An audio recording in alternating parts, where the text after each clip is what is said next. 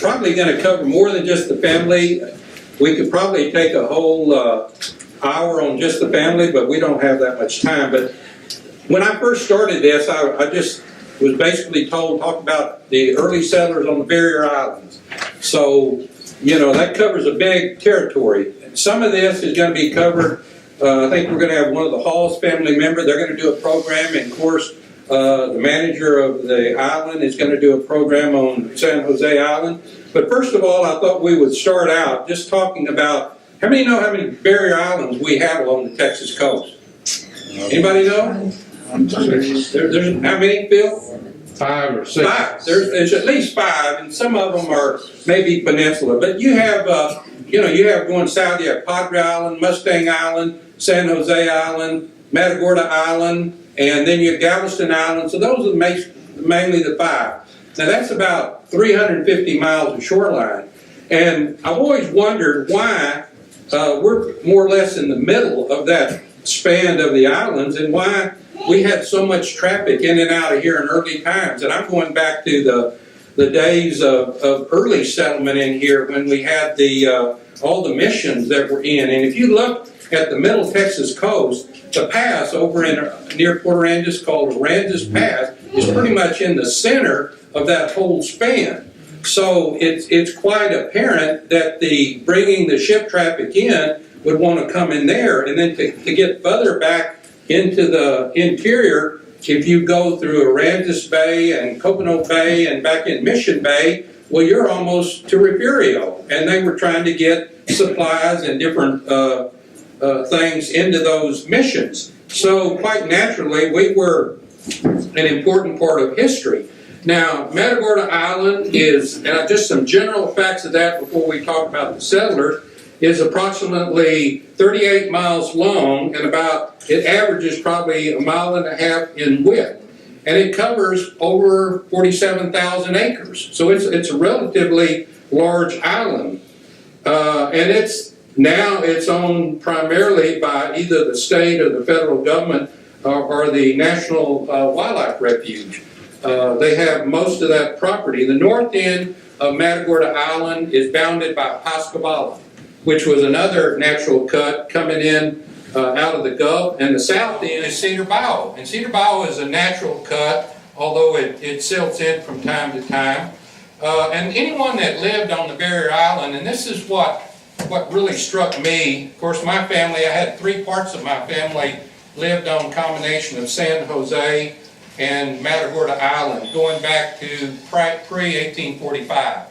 So they were there quite a while. But one thing I noticed, and here's my notes, and I jotted some of this stuff down. I said anyone who lived on Matagorda had to be a hardy breed. Anybody disagree with that? How many of y'all been to Matagorda Island? Yeah, I mean, it's a wild place. It really is. And the mosquitoes are about that big. Between the eyes. I mean, they're pretty big.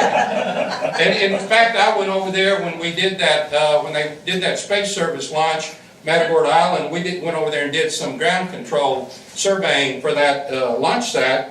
And all the cattle were down on the beach, and they had vacuum cleaners, and they were trying to vacuum out the nostrils of the cattle. The mosquitoes were so bad, even though the cattle got down on the water to try to get the breeze, they were breathing through their nose, and they were suffocating. They had to get the mosquitoes out of their nose. So it's a wild place.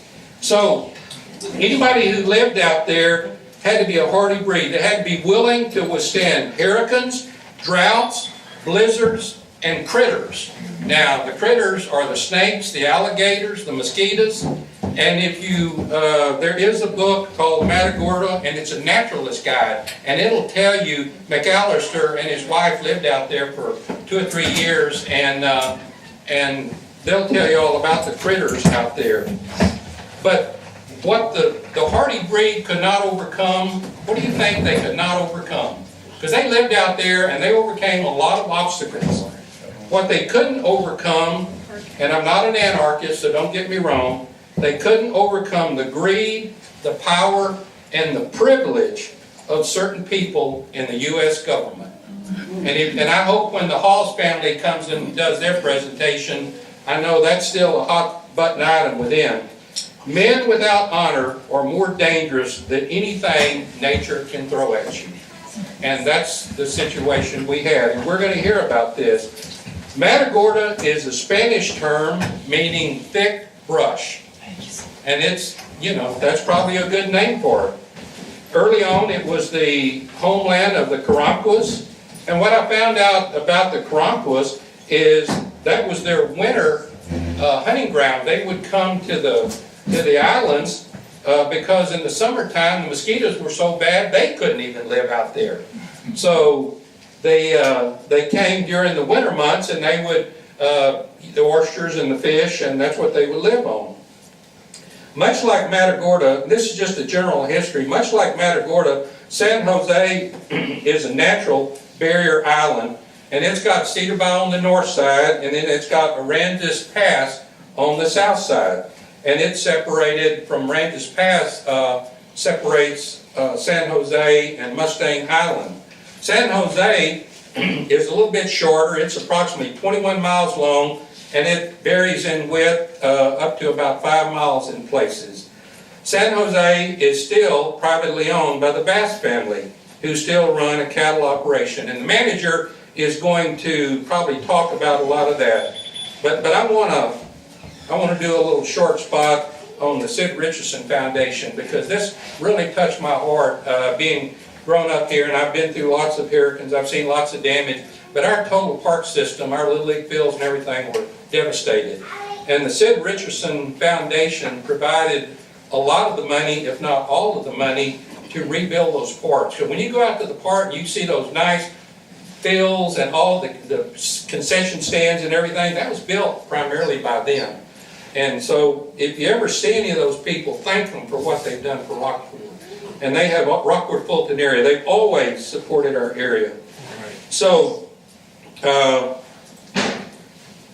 wanted to throw that in. There's so much we could talk about when we talk about the early settlers, but what I thought we would do is start on the north end with Hughes Walker Halls. Now somewhere around here I did see a picture of, okay, right there. Hughes Walker Halls established a lucrative shipping business at a place called Celeria Bayou, which was on Pascagoula.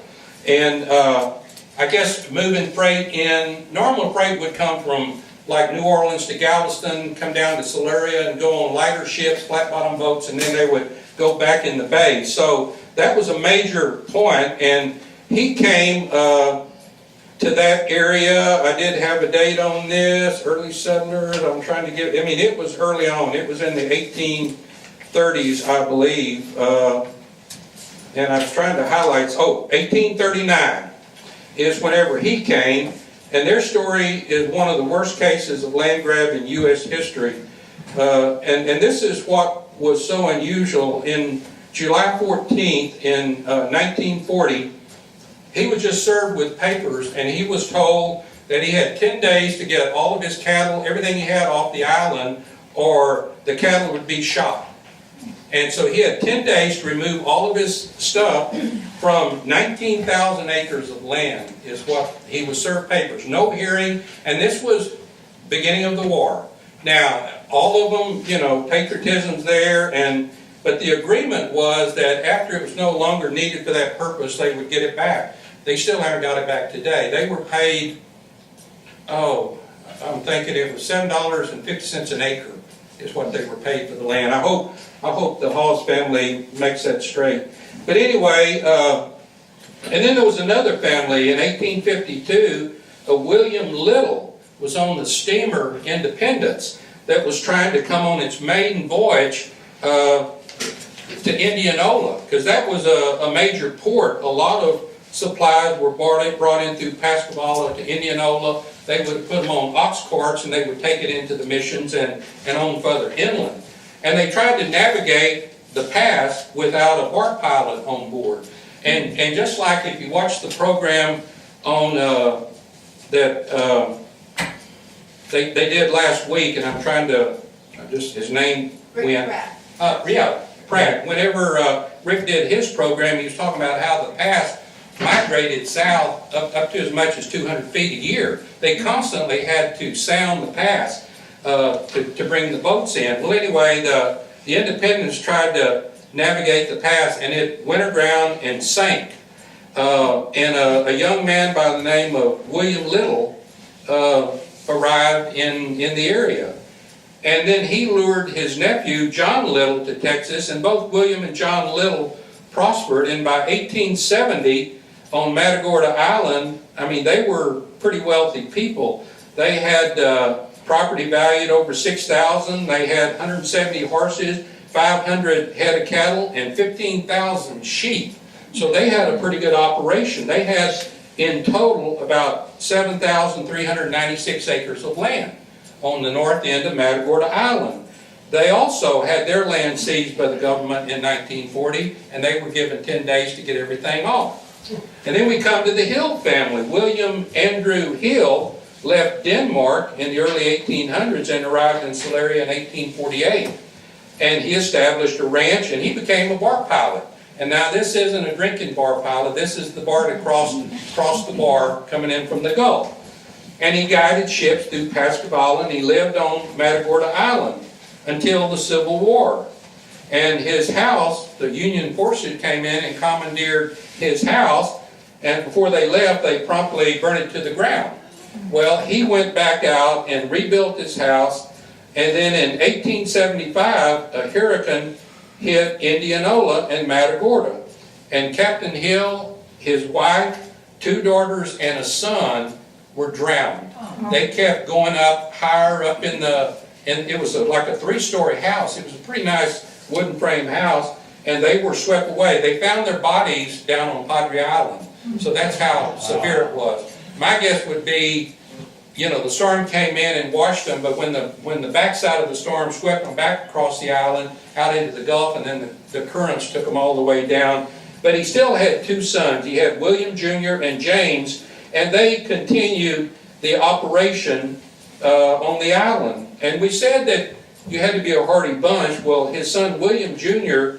died of typhoid fever in 1914. So not only did you have the critters and the storms and everything else, but you had things like typhoid fever and diseases that would come in. So William died in 1914, and his widow moves to Rockport just in time to make what? The 1919 storm. So she just lost her family, you know, in the storm of 1875. So she comes to Rockport to take refuge, and there was another storm, and he died in 1914, and then she came here and got hit by the 1919 storm. But here again, the Little family had a little over 1,000 acres, 1,023.9 acres on Matagorda Island. They got the papers too in 1940, and they had 10 days to get everything off. Now, I say that because I firmly believe that in 1940, if the Brundretts had still owned the south 15,000 acres of Matagorda Island, they would have lost it too. I think the government would have taken it, but by that time, most of it had already either been purchased or foreclosed on, so they didn't have the land. There's a real good book that's written by Wayne McAllister, and it's Life on Matagorda, and it's still available. So if you can get that book, they talk about a lot of the families on Matagorda. But this is what's interesting. Just prior to 1877,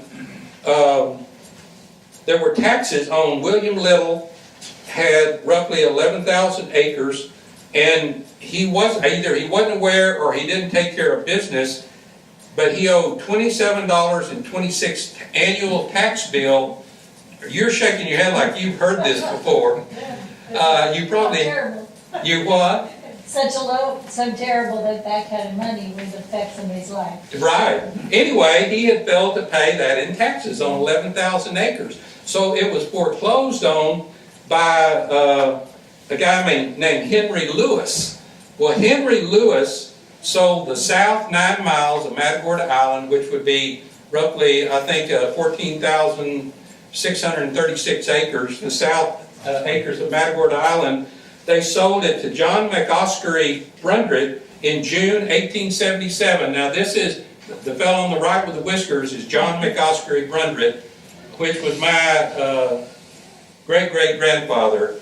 But anyway, he bought the Matagorda, that part of it, for $3,700. Now this is for almost 15,000 acres, and he paid $1,700 down and had a $2,000 note. Then he turned around and sold half of that to his brother, George A. Brundrett, who Janet Taylor and Sarah Lynn are here. That's part of that family. He was the older brother of the 4 Brundrett boys. So that's how the Brundretts got that part of the Matagorda. And then back to the end of San Jose, this lady back here is my 3rd great-grandmother. This is Hannah Hollingsworth Brundrett. Now she was married twice more, but her husband was George A. Brundrett Sr., and he was the one that came over from England as an orphan with the Hollingsworth family, and they lived on the end of San Jose. And actually I've got a neat little story where I call him Captain George, but when Nueces County was founded in 1846, and I actually have an excerpt out of the paper that was reprinted in a historical section, but he was one of the founding commissioners of Nueces County in 1846. But he drowned, here again, you have to be a hardy bunch, he drowned in 1848 off the end of Mud Island out here in Aransas Bay. We say he drowned. Janet and I maybe have some doubts because they never found his body, they never found his money belt. And he was a sailing captain, and you know, sometimes people do strange things for money, and we sort of suspect that it wasn't a boom that hit him in the head, it was probably a club or something, but anyway, they never found the money belt. Uncle Fred said he got hit with the boom. Oh, that's what Uncle Fred said. Well, Uncle Fred said. I'm not going to dispute Uncle. Uncle. He knows nobody was there. Nobody was there. Anyway, Hannah lived through, after Captain George died, she married twice more, and they had a number of kids. But what's interesting about Hannah, you look at her, she looks like a tough lady. If we said something different, she'd probably come out of that picture and get us. But during the Civil War, the Union troops came to the end of San Jose, and they bombarded and came ashore and commandeered her house. Well, she was a crusty old lady, and she snuck off, I think probably in the middle of the night, and got on a horse, and she rode up the island to warn the Halls family and the other people living up down the island that the Union forces had landed. So she wasn't afraid, and she even probably came back to the house, and they didn't even know she did it. Hannah survived the storms of 1875, 1886, and she died in 1901 at the age of 84. But her 2 sons, which was my great-grandfather, John McOskery, and then George A. Brundrett Jr., ranched the end of San Jose and eventually on the Matagorda Island. They lived for a period of time in Lamar. They lived for a period of time on Bloodworth Island, which is sort of east of St. Charles Bay, over towards San Antonio Bay area.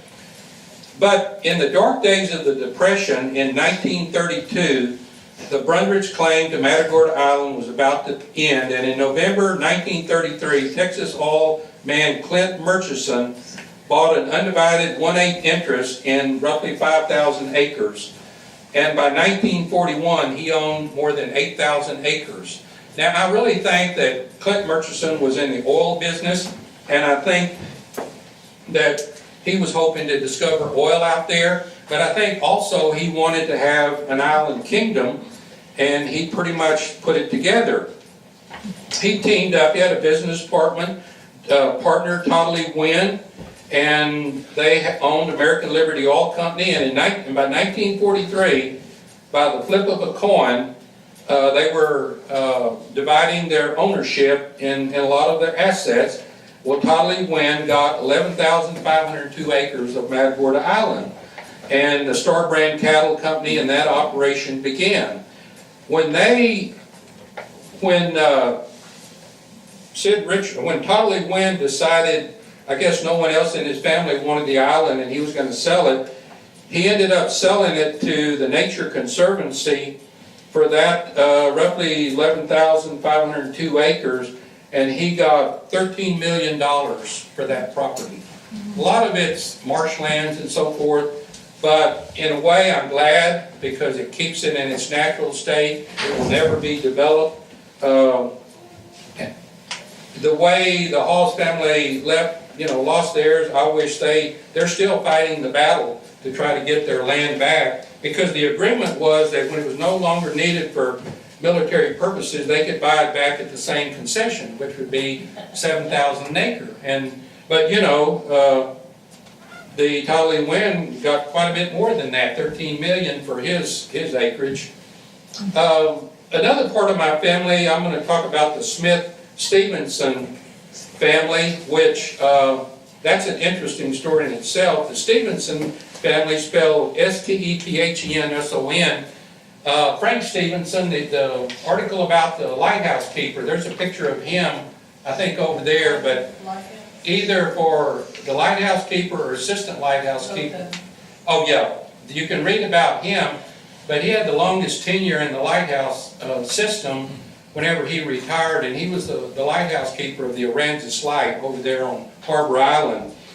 But his sister was my second great-grandmother, Arminda Stevenson, and she married Captain Smith. Well, to show you how to be a young lady back at that period of time, it was pretty desperate to find a husband, because most of them were either pirates or privateers or someone you wouldn't want to marry.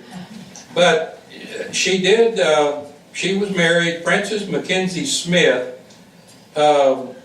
ran away at age 12 and went to sea in 1837, and somewhere around 1855 he was offshore in the Gulf and shipwrecked, and he washed up on the end of San Jose Island where the Stevenson family lived.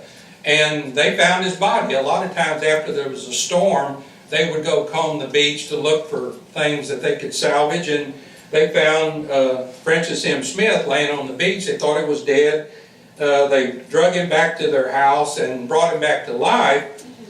Well, here's a young guy that's not married, and so Arminda Stevenson sort of latched on to him, and a year later they were married. So that began sort of the history of that. If some of your old timers remember Ham Smith, this is Ham Smith's mother and dad that had the filling station where Syke Real Estate used to be.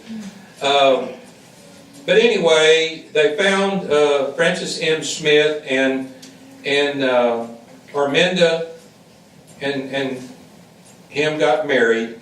But on November the 8th, 1877, he was a sailing captain too. Like I said, you had to be a hardy bunch, and he was a captain. He had a schooner, the Ferry, and he transferred merchandise from Galveston down along the coast here. And it capsized off of Pascagoula. And he was lost at sea.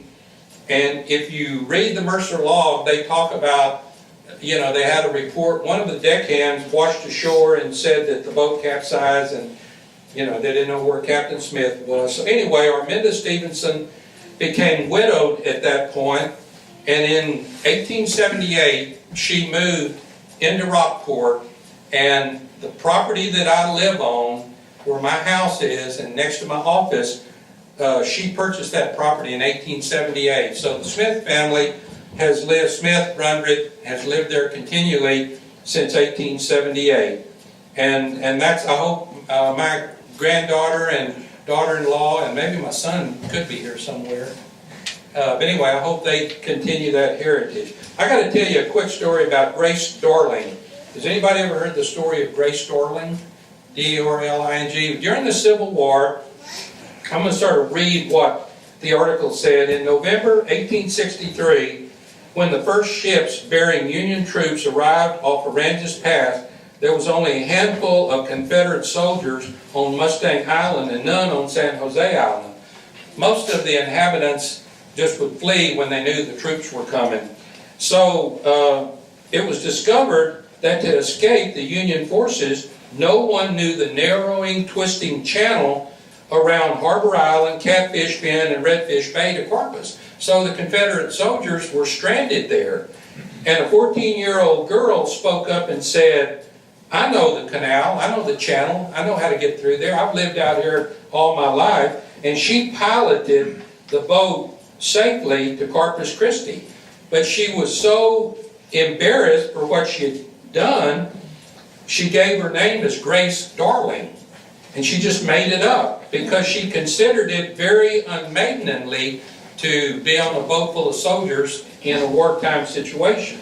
But she piloted the boat to safety. Later on, it was discovered that that was Priscilla Stevenson, which was the youngest daughter of James Stevenson and the sister to Arminda Stevenson, who was my second great grandmother.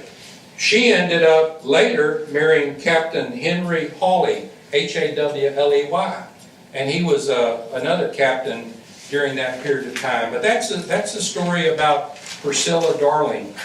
Now we're going to talk about San Jose and the Sid Richardson family, that he bought the island, and he was a good buddy and a business partner of Clint Murchison. So when Clint Murchison got an island, well, quite, naturally, Sid Richardson wanted an island. So he bought all 21 miles of San Jose Island in 1935 and started his cattle empire. I'm not going to go into a lot of that. I'm going to tell one little interesting story. But if you're interested, the Dallas Morning News published a 3-part series, and the name of the series is Islands of the Oil Kings.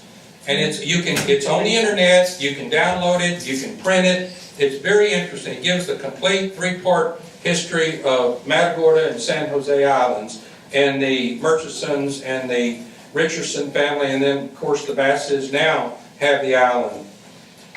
The islands of San Jose and Matagorda became the unlikely center of power and influence. And some figures, and there's an exhibit in that far room there.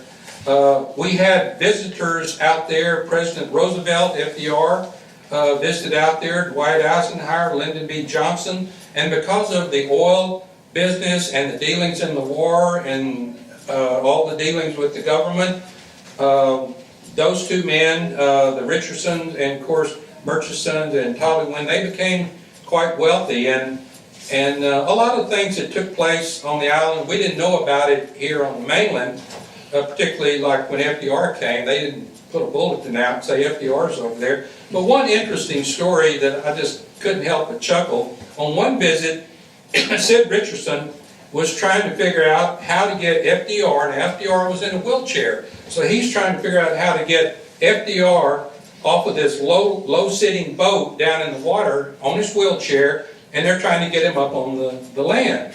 So Sid explained to the president that he was going to roll him down his cattle chute. And Roosevelt exploded and said, "What in the world? Sid, do you mean you're going to roll me down that bull chute?" And anybody that knew anything about Sid Richardson, he just spoke his mind pretty directly. And Sid said with a smile on his face, he said, "You're the biggest bull that ever went down that chute." I thought that was so funny. And after that, they became instant friends. They just, and sometimes that's how you have to be. You just have to be yourself. But to tell the President of the United States, "You're the biggest bull that ever went down that chute." The rest of the story is history, and the story continues even today. Some of the story will be told on May 19th, when the manager of San Jose Cattle Company will probably cover some of that. I'm hoping he does, but you can go to that article, Islands of the Oil Kings. There's other families, and Jackie Shaw's not here today, but I can't help but mention about Peter Johnson.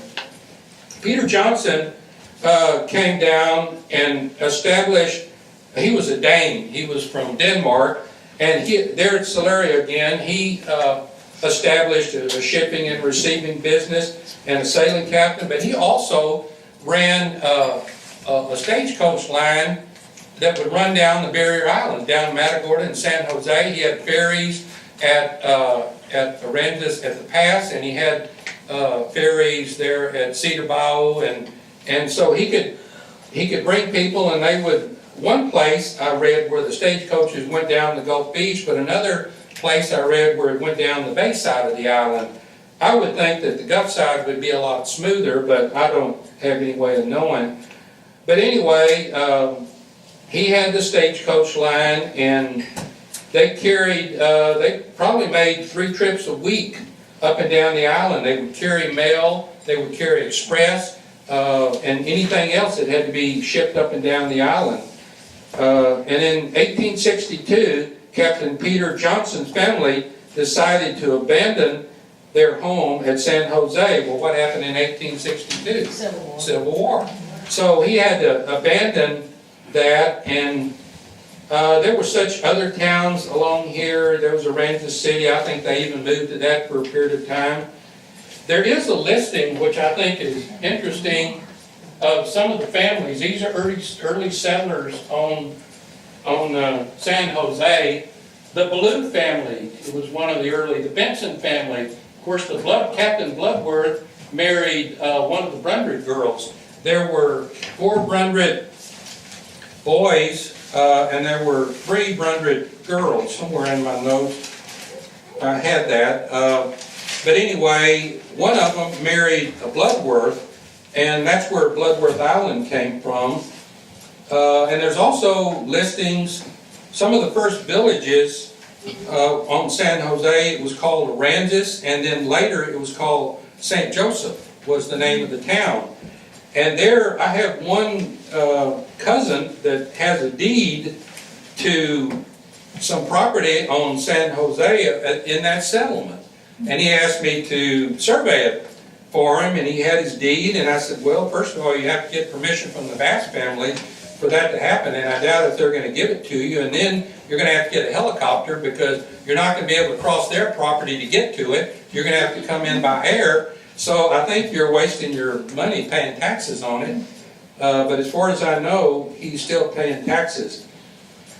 This is a story, it's a little, sometimes I wonder where the little ornery gene that's in me came from, and I'm going to tell you a story about the Stevenson family, and this was in 1860, and this was a feud that took place between the bishop and the Stevenson family, and this came out of the only surviving copy of the Goliad Messenger that was dated March 21st, 1860.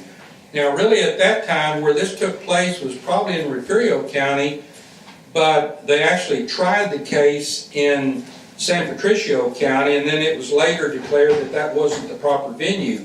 But the name of the article was Shocking Tragedy at Aransas City. And it said, a most shocking tragedy occurred on Monday the 19th at Aransas City between the families of the Stevensons and Bishop, the sole residents of the place. So these are the last people, I guess, in the town. Mr. Bishop, it appears, had purchased Stevenson's improvements and had it in his possession. Stevenson, being dissatisfied with the trade, went to Bishop and demanded a rude bargain, which the latter refused. Stevenson returned home, and on the next day, he armed with guns and butcher knives, himself, his wife, his son, and his daughter, repaired the bishop's house with the determination of taking forcibly possessions. Now, keep in mind, these Stevenson, there were 11 of them that fought in the Civil War, or 7 or 11, but there were a lot of them, and they were Indian fighters, they were Civil War fighters. You just didn't mess with them. Anyway, they went to the bishop's house, but fearing that their object would be suspected, before reaching the house, they left their guns, and I'm reading this from the newspaper article. Reaching the house, they found that Mr. Bishop lying down when Stevenson attacked him with the butcher knife, inflicting several wounds on his neck.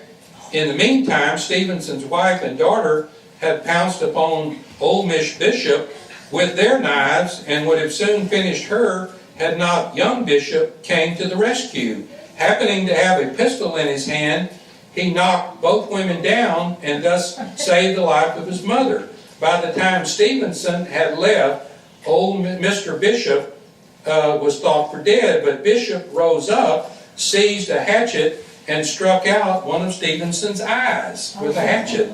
Young Bishop also shot him several times with his pistol, neither shot taking fatal effect. An older son of Mr. Bishop was lying sick in bed and was attacked by Stevenson's daughter, who cut his bowels out. I'm sorry to say this on Sunday, but this is what goes on the Barrier Island, causing his death in short time. Stevenson was taken before Judge McNeil, St. Mary's, but as the outrage was committed in San Patricio County, the proceedings were not legal, or it wasn't committed, and it was dismissed. But anyway, the way the story goes on, Stevenson, all four of them,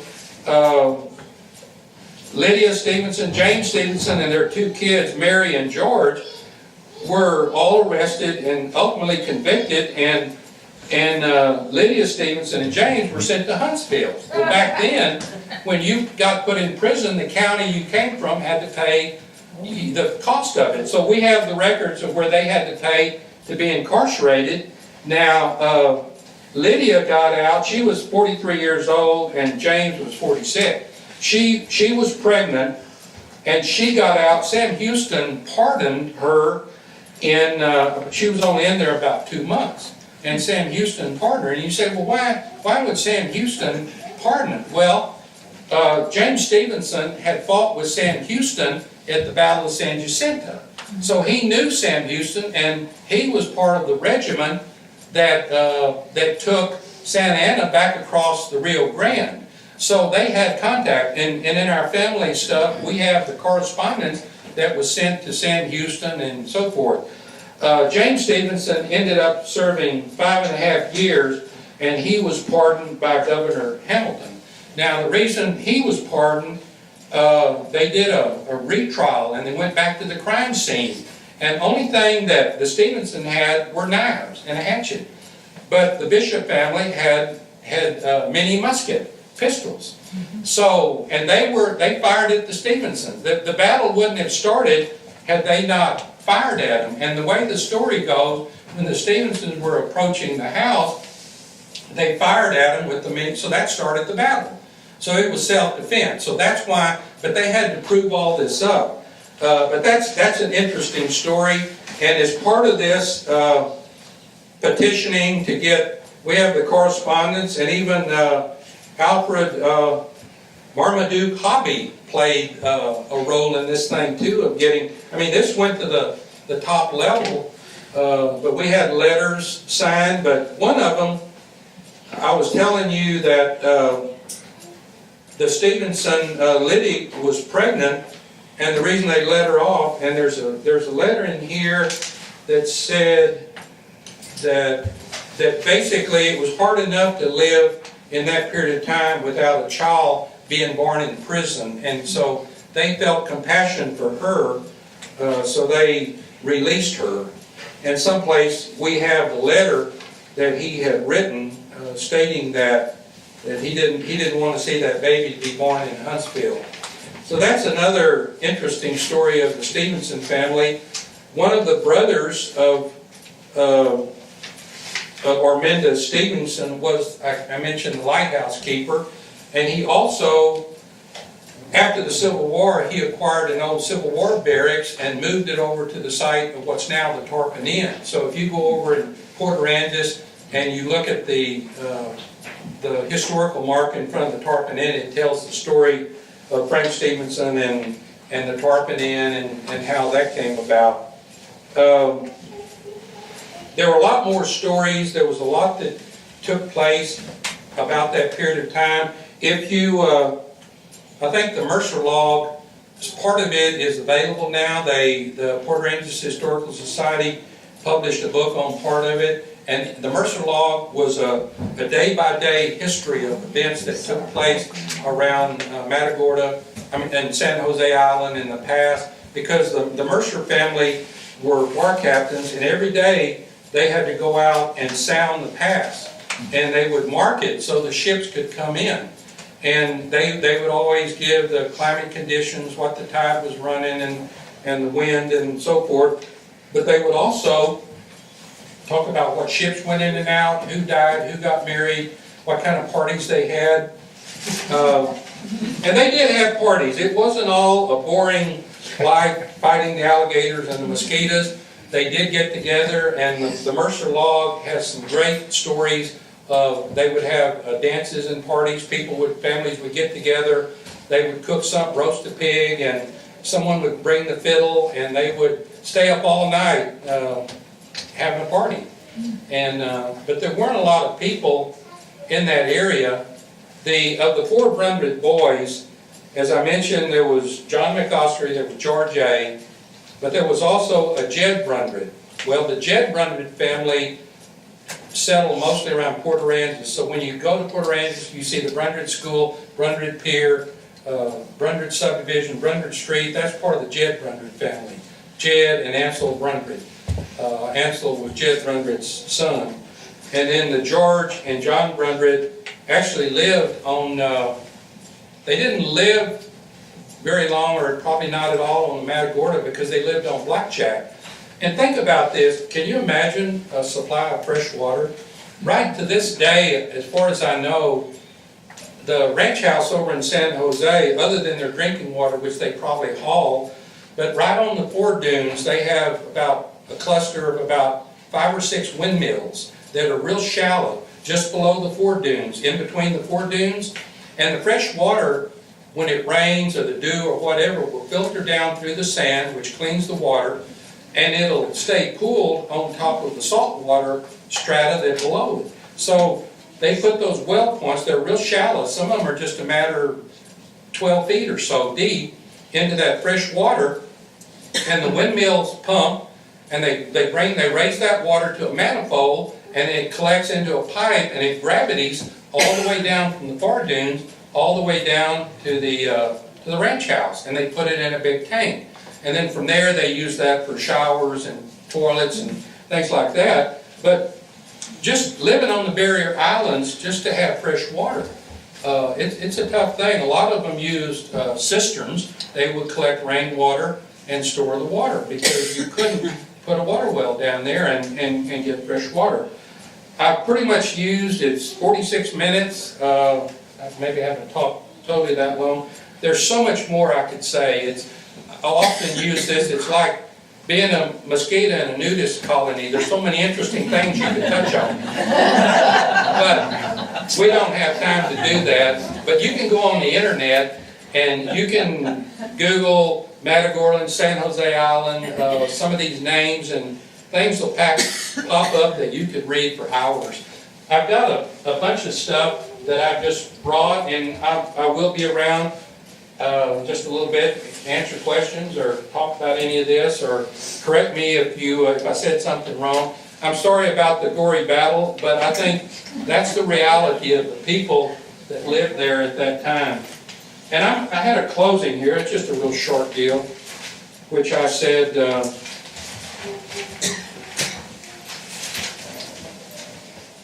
it sort of ended the way it started. And I said, the story of Matagorda and San Jose Island is still being written today and will continue as long as the islands exist. Only the names and faces will change, but the real story is the land. And we're just passing through. We're just sojourning through this. So we're just passing through. The names and faces will change, but the land will be here. Anyone who desires to be part of the story must also be willing to withstand the hurricanes, the droughts, the blizzard, the mosquitoes, and surely be a hardy breed. The weak, the faint-hearted, and the fearful should best avoid life on the barrier islands. And after Hurricane Harvey, a lot of people that had never experienced a major storm in their life, and they said, well, I'll never stay again. And that's probably good. If you haven't, they probably shouldn't have been here during Harvey if they stayed. But you really have to be a hardy breed, because hurricanes, they're a reoccurring thing. And you just have to build for it, expect it, and do a lot of praying in the midst of it. So God bless you all, and have a good evening.